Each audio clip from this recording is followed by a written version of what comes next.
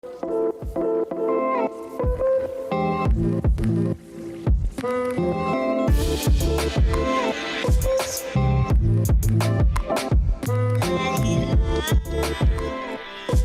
this is Sanyam Bhutani, and you're listening to Chai Time Data Science, a podcast for data science enthusiasts where I interview practitioners, researchers, and Kagglers about their journey, experience, and talk all things about data science.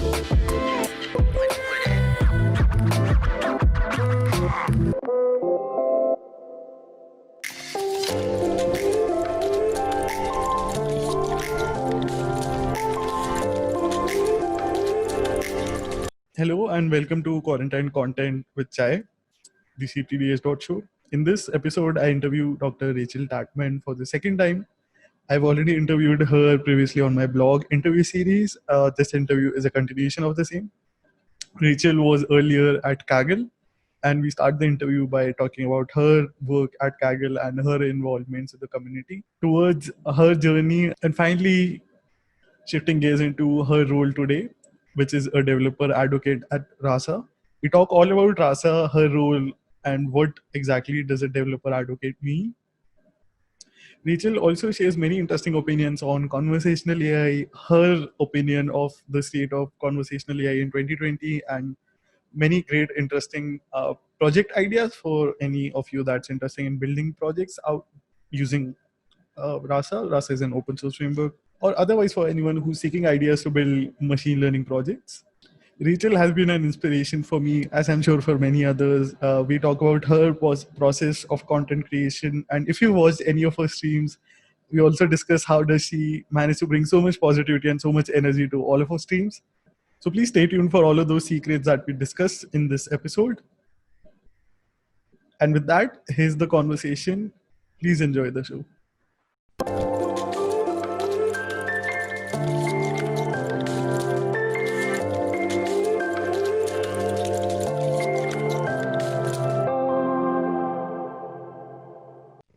Hi everyone, I'm honored to be talking to one of my favorite content creators, also a Kaggle Grandmaster, Dr. Rachael Tatman. Rachel, thank you so much for joining me for the second time on the series. Thanks for having me. It's good to be back. So I want to rewind to my previous interview where I had sort of asked you to write a blog post for me in a blog interview format.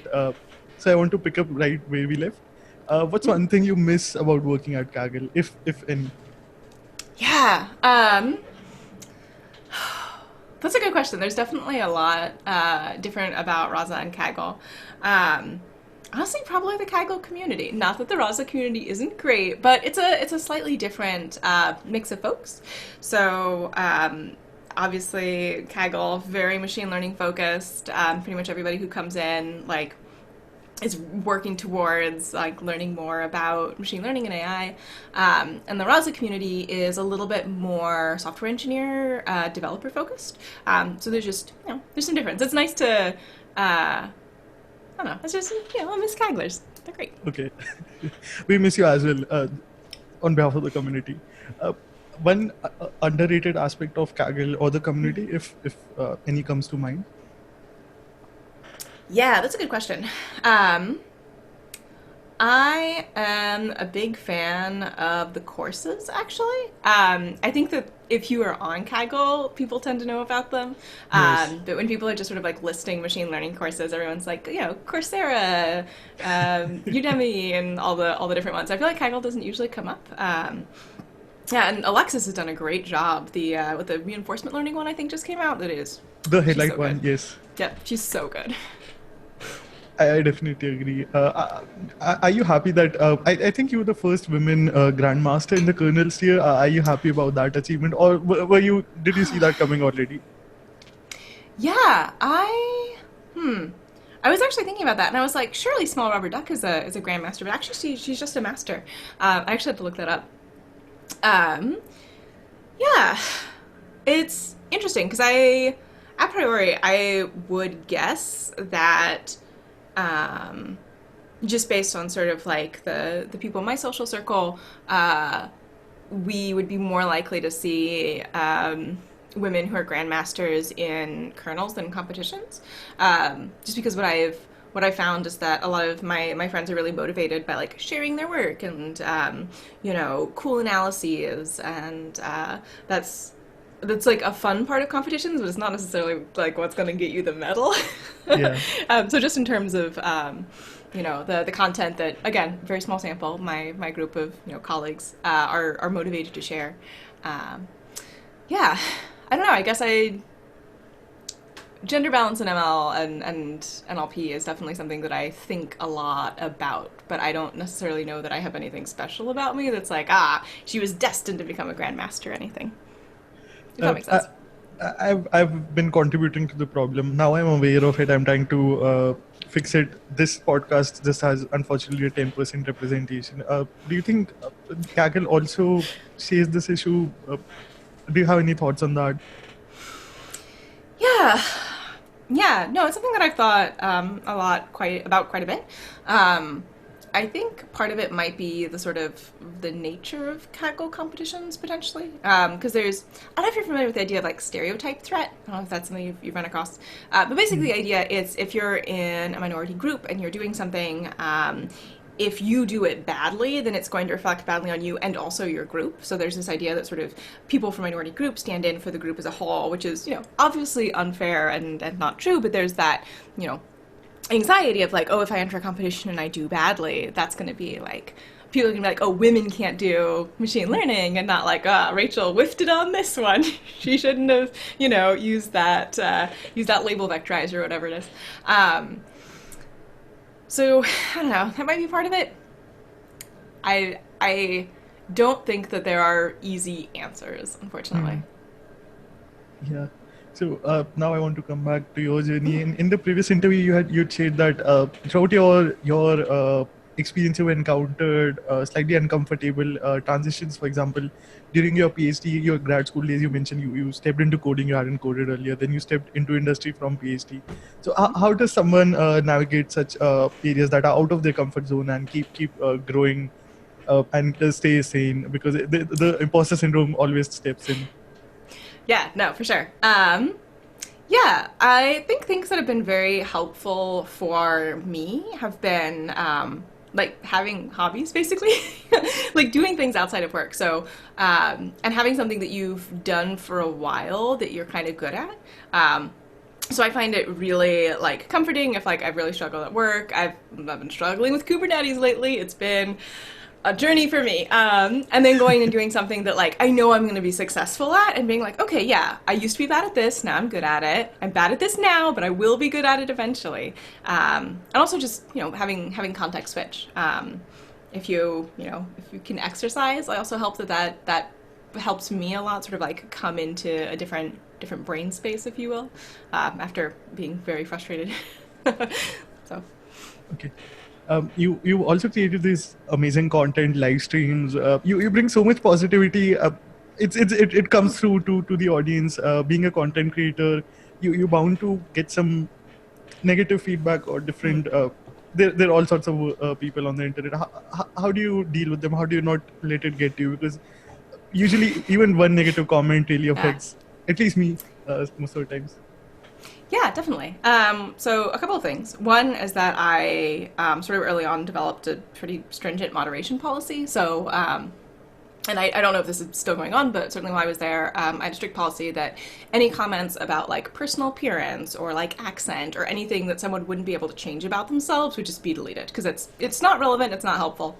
And I think that that's a good first step, is that if people are, not interacting with you in a professional manner, just like get that comment out of there. You don't need to tolerate that. This is your platform. Yes. And then another thing is like sometimes, feedback can be good, and sometimes it's not well-intentioned, and being able to sort of like look at something and be like, okay, this person says that, I should use a different camera angle or something. And you're like, okay, yeah, I see how that could be helpful. Or this person says something, just like factually wrong. And you're like, okay, I can see where they're coming from, but also I'm not going to change my behavior based on this particular person's feedback, because I don't think that they don't have like the necessary background to provide helpful feedback. So yeah, also just kind of sucks. Exercising again. I bring that up a lot, but definitely in grad school, the thing that helped me a lot was coming up with like consistent exercise that I liked to do, and it helps Hmm. you, process the cortisol and reset everything, and have your parasympathetic nervous system be not screaming at you. So I realize it's like seems sort of like tangential advice, but I promise it helps. Okay. You also bring so much energy to your live streams. Many people don't realize that. So it's easy for me, at least for these interviews, because I'm talking to a person, but you're just one person. You're broadcasting to so many people, and you're talking to the chat. Many people don't realize how difficult that is. How do you do that? What's your secret? Again, is the secret to your energy the exercise? Do you drink some chai before the live streams? What is it? Yeah, no, I definitely drink coffee. I don't have Oh, chai today. I'm sorry. I know I that should won't have. make it to the final cut. Yeah, caffeine helps. Um, yeah, it's a learned skill, I would say. Having multiple monitors is great. If you do have one monitor, don't show the whole monitor. Show parts of it, and then have the chats off to the side so you can keep an eye on them. Yeah, I definitely used to be worse at it, and as I um, spent more time doing it, and I watched other live streamers and noticed what they did that I liked, or was like, I probably wouldn't do it that way. That was very helpful, and not even just like other coding live streamers. Like, I like to watch people play uh, simulation games, like Okay. and just like describe their thought process, and I'm like, oh, I see what they're doing, and now I've learned something. I'm like, okay, so I can use that sort of like strategy in my live streams as well. Did you like any games outside of that, or any favorite game that you watch a lot on Twitch? I watch a lot of Simmers. I really enjoy The Sims. I was really into Planet Zoo for a while, and then a lot of my sort of favorite Planet Zoo streamers are sort of not streaming as much content anymore, but there's Hmm. a relatively recent patch, so that's good. When Planet Coaster was big, I really liked watching Planet Coaster people. So yeah. City builders also I really like. I really like watching people play Foundation, which is it's a city builder, but you don't build the streets. You sort of like do zoning, and then it's sort of like very organic, where the streets appear and they're very like not straight. And I really enjoy that. So if you like city builders, it's a fun city builder. Okay, but I don't think it's normally possible for anyone to bring so much energy to a live stream. So I think that's a that's a secret just to you. Now, Many years of customer service. okay, I missed another topic because my previous interviews was just a Google Doc that would go to the hero of the interview. But I want to pick up about a question about your PhD, which I think connects well to what you're doing today. Can you share a bit about your research focuses, and what did you learn during your time in research in academia? Yeah, definitely. So I was sort of, I wouldn't say scattered, but I had a lot of research interests when I was in research, and my main area was computational sociolinguistics. So sociolinguistics, particularly variationist sociolinguistics, is looking at patterns of language use, and so both perception and production, and how those pattern with and reflect social realities. So things like race or ethnicity or gender or regional origins, like you might sound Southern if you're from the Southern US. And then the computational aspect of that is both using variationist sociolinguistic and other sociolinguistic research to inform NLP research, and also to take NLP methods and use them to ask questions about how people use language and how it relates to their social identity. And a big part of my work, there's sort of two main things. So one was looking at text and treating text as sociolinguistic data and saying, yes, we can do this, because historically it had really been mostly on speech. And Dong Nguyen, who was at the Turing Institute and I think is now at the University of Utrecht. Utrecht? I might be saying that wrong. Her dissertation is on that specific thing as well. And basically, people do in text what they do in speech. A lot of the same sort of forms and pattern of language are reflected, but not all of them, and which ones are picked up and which ones aren't is very interesting. And then the other main thing that I looked at was in the area of fairness, accountability, and transparency. So in particular, I looked at automatic speech recognition systems and their ability to handle language variation between different groups of speakers. So the paper that got picked up everywhere was showing gender difference. And when I repeated that experiment, so the gender difference paper, I used user-produced audio, so just things that people had shared. And when I repeated the experiment with high-quality audio that had been recorded in a professional recording studio, those differences disappeared. So I think that that's more of a signal processing than a machine learning problem.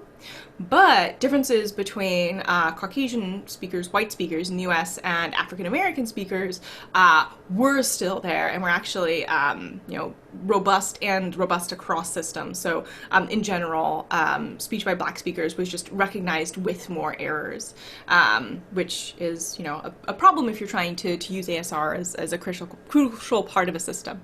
So that was sort of my two big research interests in graduate school. Okay, so was it just detection, or were you also trying to apply different techniques to it? Was ML involved at that time?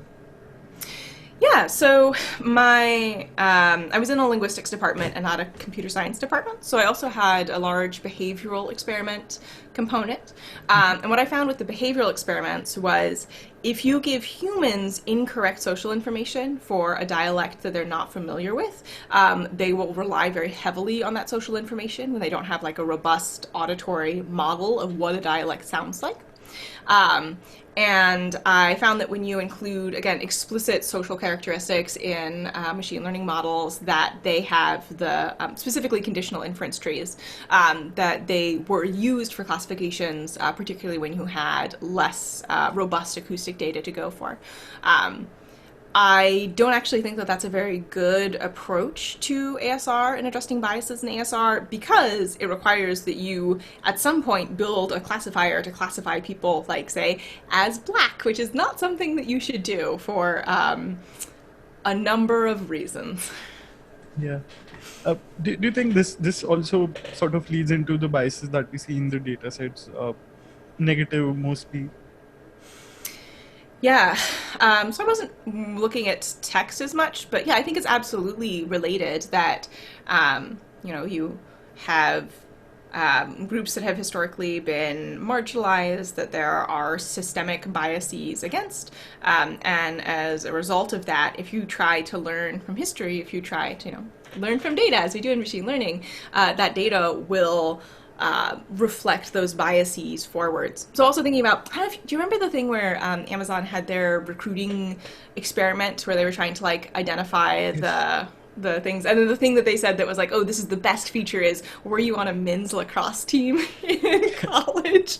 Like, that's what's going to make you a good software engineer. Maybe it's not actually. Maybe that's a latent variable to something else that pertains to your hiring practices, possibly. Totally. So this is another question that I've been chasing. I know there's no right answer to it. What does an ML engineer do? What does a researcher do? What you're doing today, I think, and what you were doing at Kaggle, isn't that similar to what you were doing at research? Isn't research about bringing new papers, reading new papers, bringing those ideas, trying to implement them, trying to talk about them? What are your thoughts on that? Yeah, there's definitely similarities. So I am a developer advocate, if you're not familiar. And a big part of my job is education and sort of synthesizing information, and also being part of a community. And I think people who haven't been in research and had that be sort of like the main thing that they do day to day don't usually realize this, but a large part of research is being part of a community. Like, a large part of a PhD is, okay, this is what you're working on. You need to read everything that everyone else has written on it and like understand their arguments and the ways that their thinking has changed over time, the way that those scholars interact with each other, and sort of build this web of knowledge. And you're like, okay, in this, there's my question, here's the people who my work relates to, and this is sort of like where my contribution fits in this this social network that also obviously has other components. It's not just a social network. I know that's why you love research. going through the citation graphs most of the times. Yeah, absolutely. Yeah, so definitely a lot of relevant things that I did my PhD. I would not say get a PhD if you want to be a developer advocate. That's not a good top path. You've written a blog post as well on it. I'll have it in the show notes. So what is a developer advocate? Can you give your definition of it? Because there would be many, I'm sure. What are you doing today as a developer advocate? Yeah, so sort of the traditional definition of a developer advocate is for a product, a software product that is developer focusing, you stand in between the community of users and the developers who are creating the product as a peer, basically, on both sides of the equation. And on Kaggle, that really meant like interacting with the community, making product recommendations, helping educate users about different parts of machine learning and helping them become better machine learning engineers and data scientists.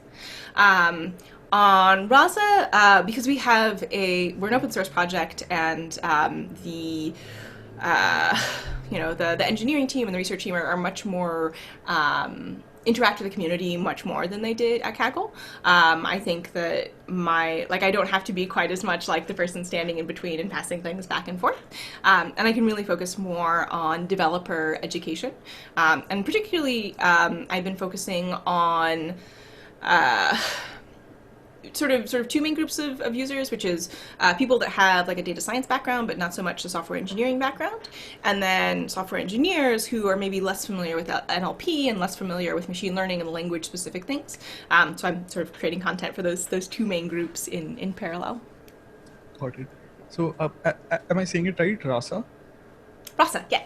Okay, what is Rasa and what does a day in your life on non-pandemic days look like? I still working remotely. If I remember correctly, you were working from Seattle. I am in Seattle. I do work remotely, and Rasa is actually a remote-first company. So my life before and after, my work life before and after the pandemic has been pretty much exactly the same, which is nice. So Rasa is a startup, and we have an open source framework for building conversational assistants, or chatbots if you prefer. And we also have free software that is for continuing the development process. So once you've built your prototype using the open source framework, you continue to use the open source framework, and then it's just a nice interface to let you do interactive training. So take in conversations as they come in, annotate them, identify errors, add intents. You can have multiple annotators working on the same project, serving it to users. And then if you're a business and you want to do that, you can talk to us, and we can help you out with some additional goodies. And that's what Rasa does. I went to the page to download it, check it out. I was expecting some pricing because I saw the words A16Z, Series B, and I realized most of the developer options are for free. Can you tell us about the vision and what's the business model mostly? Yeah, definitely. So with Rasa, open source is open source. The business model is that sort of like extra tier. So if you're an enterprise customer and let's say you want to have multiple people that can authenticate to adjust your bot, that's a feature in the enterprise version of Rasa X. So that's what people pay for. But yeah, if you just want to build a chatbot for fun, feel free. And it is free. What do you think of the state of conversational AI, broadly speaking, in 2020? Do you personally use Siri, Google Assistant, Alexa during your day-to-day? Yeah, mostly Google Assistant because I don't own any Amazon products. Yes, I do. And it's something that I've used more and more as time goes by.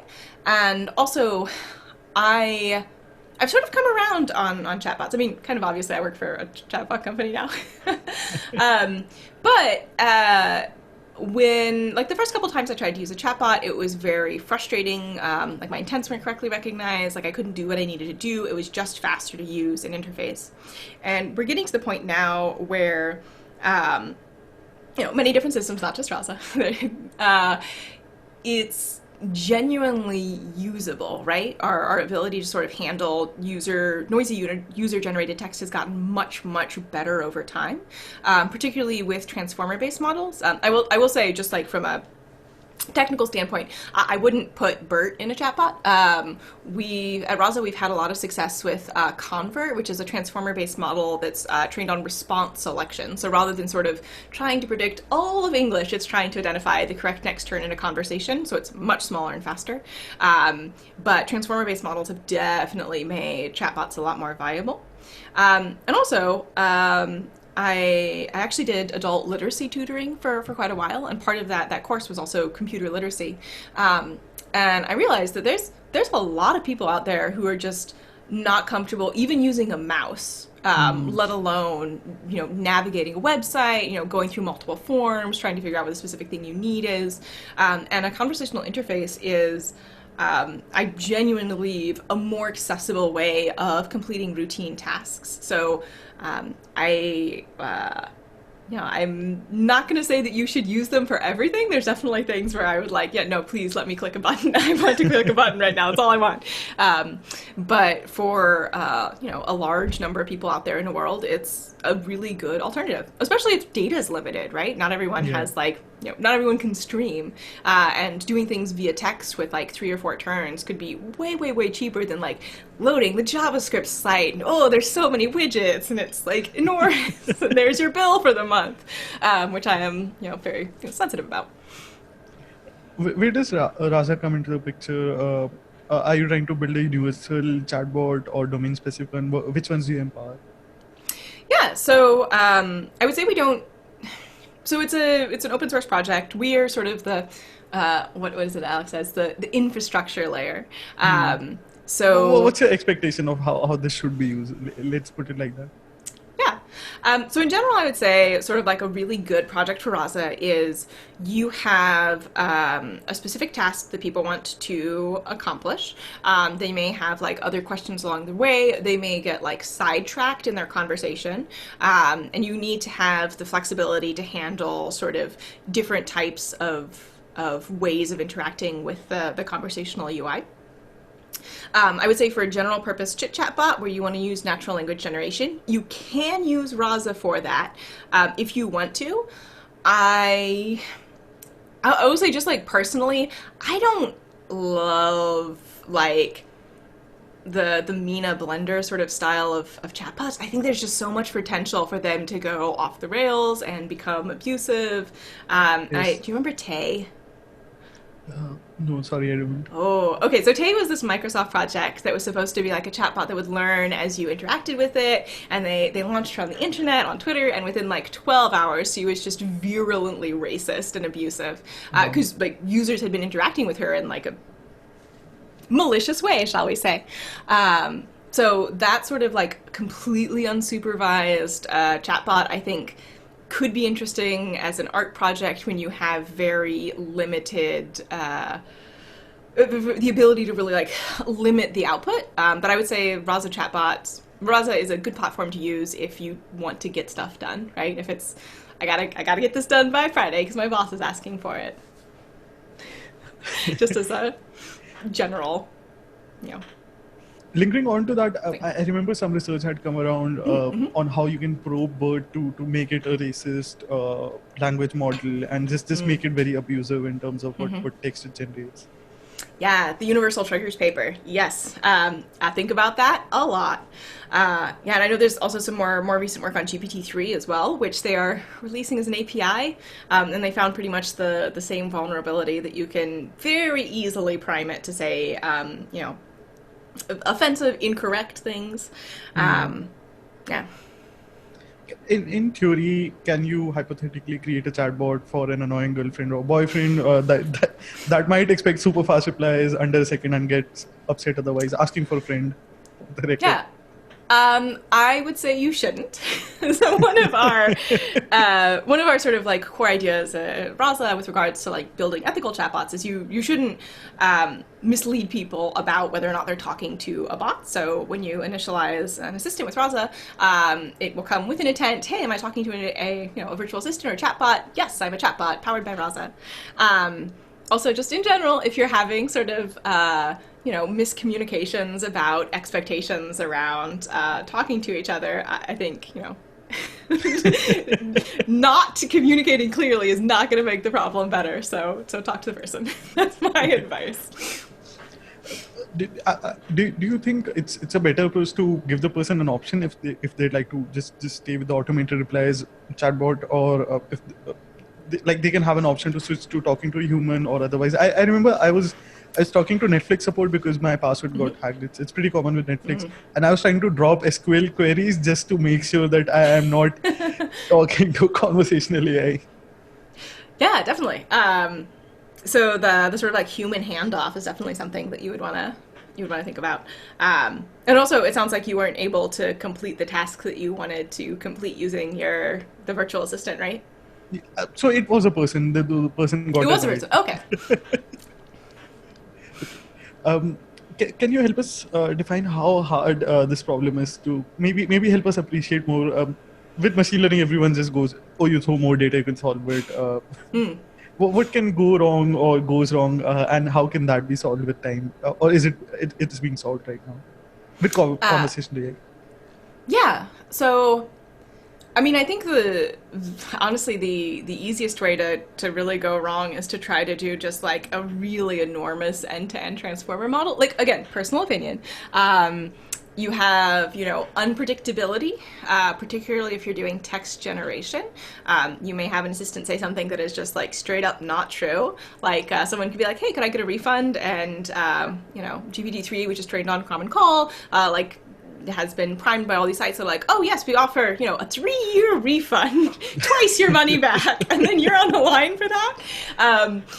So I would say natural language generation, absolutely not solved. I would use templates for that if you really want to generate answers. In terms of just can people have sort of good conversations, I would say your first iteration of an assistant is probably not going to cover all of the things that it could do, and it shouldn't. So sort of the old school way, if you will, which a lot of people are still using, so I shouldn't say it's obsolete or anything, is to create like a tree of all the possible ways that a conversation can go. And the problem with that approach is A, it just takes a while and it's tedious, and it's not super flexible, but B, people are really unpredictable, and once your assistant is in production and people start talking with it, you're going to see like lots of things you didn't necessarily expect to see. So I would say CI/CD for chatbots, and really going through and looking at your data and re-annotating and retraining.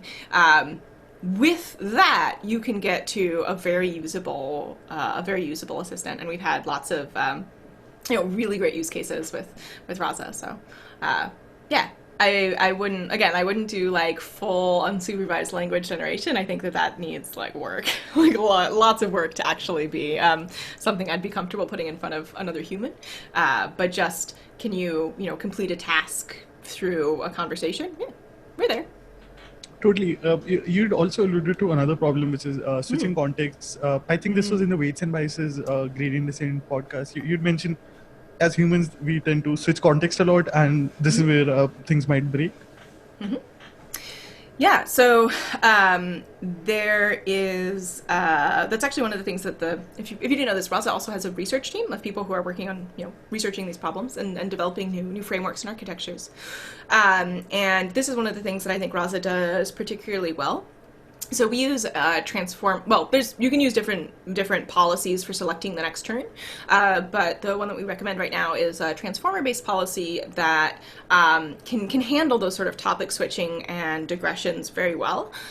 So obviously, the benefit of transformers is that you can do long distance agreements, and if you're looking over the whole conversation or the last 30 turns, you can detect the most relevant previous turn and then sort of pick that thread back up, which is one of the really, really nice thing about transformers that you wouldn't necessarily be able to do with sort of a state machine based model. You'd have to have, a tree, like, okay, here's where they digress. Oh, and then there's another one where they digress here, and there's another one where they digress here, which is just like, who wants to do that?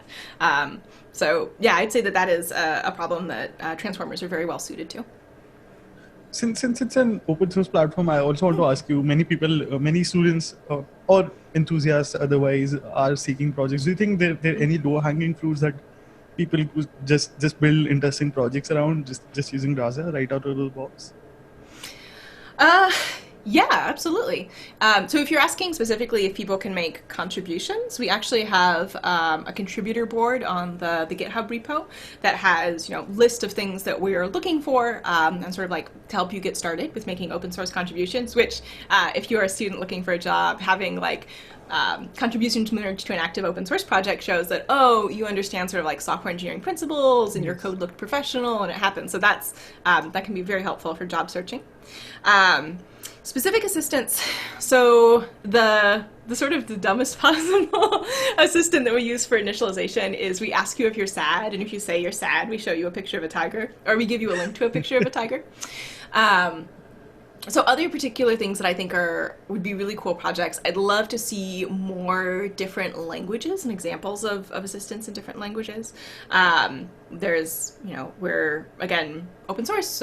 You can use any sort of NLP processing pipeline that you want to, which means that we're we're more language agnostic than a lot of frameworks, thankfully, which is actually one of the things I asked about when I was interviewing at Rasa. I was like, it's not just English only, is it? That's so good. And also, I think a good way to sort of identify a good project for a chatbot is there something that you do routinely that you, particularly for voice, you might want to do with voice that would be easier? So an assistant that I've sort of been working on and off kind of very lackadaisically. I've just been busy. I will finish it someday. Is a voice assistant to book fitness classes. I keep mentioning exercising. Obviously, not very relevant right now, but one day it will be. So for me to be able to like, okay, look at my calendar. I've got space there. Okay, what classes are available then? Okay, book me that one. And that's something sort of something that I do on my computer with graphical interfaces. And there's a bunch of different APIs for all of those different things that I could use and combine together and make it a very fast conversation, because I only really need one or two pieces of information at each step, if that makes sense. So I'd say that's a good way to identify something that would make a good assistant. So maybe like checking timetables for trains. If you do Pomodoro, maybe like a little timed assistant. So the thing with like there's a timer and like every 20 minutes you take a break and say what you did. I think that would be a great application for an assistant. It was something to remind you to call your mom or something, or like you would like talk to and then it would text your mom. If any of you have moms that like to get texts. So lots of different good use cases. I'd like to drop a self-promotion plug. I've been obsessed with the name Chatbot. So I've made all of these, all of the data around this podcast public, starts, transcripts, otherwise. If someone could just use that and create a website where anyone can go for advices, because that's what this podcast is about. I just want myself to be automated. Yeah, no, I think that would be great, especially because this is already in a conversational format. So I think you'd be able to pretty easily be like, okay, here's where like all the different questions, the ones that tend to be repeated, and you could use those as intents and then move on from there. So yeah. Since I'm myself too lazy, someone from the audience hopefully will pick it up and make something out of that. Yeah, it sounds great. So in my final question, I usually seek broad advice from my heroes. Can you share your best advice for someone who's, let's say, on Kaggle? How should they utilize their time best to learn using the platform? Or otherwise as well, just for ML broadly speaking. Yeah, I think actually my advice for both of them is the same. I would say find something that you genuinely enjoy doing and feel motivated by, and it'll be out there, right? It's the same advice people get when they start working out. It's like some sort of workout is going to appeal to you and you're going to want to come back to it and do it again, and you're going to be able to sustain yourself with. Same thing in machine learning. Find a project that like you're genuinely interested in. Find a topic that you genuinely like. So maybe if you like animals, you look at ecology data. Maybe if you like food, you look at recipe data. Something where you have internal motivation to continue working on the problem, because I think the biggest challenge for people who want to get into ML is like having that drive and sustain, and especially if I know a lot of people are studying like after school or after work, having something that you genuinely look forward to and feels like a treat means that you're actually going to keep doing it, as opposed to sort of like feeling like punishment. So that's my advice. Awesome. Before we end the interview, what would be the best platforms to connect with you? I'll have all of these in the show notes for anyone that wants to connect with you. Yeah, probably the best is Twitter. I am RCTATMAN. And then if you have questions about Rasa specifically, I'd say the Rasa forums. So that's sort of our main place for answering technical questions. And those are probably the two best ones. I'd also say your Twitch channel. I think you Yeah. started the live streams again. I'm so stupid. I missed them. I was like, I'm really missing Rachel's live streams. And then I realized you're still doing them on another channel. RCTATMAN, the same thing. Everywhere. I try to get it everywhere. I try. Okay. Rachel, thank you so much for all of your past contributions to Kaggle community and your contributions to the open source community today. And thank you for joining me on the podcast. Thank you. It was lovely to be here.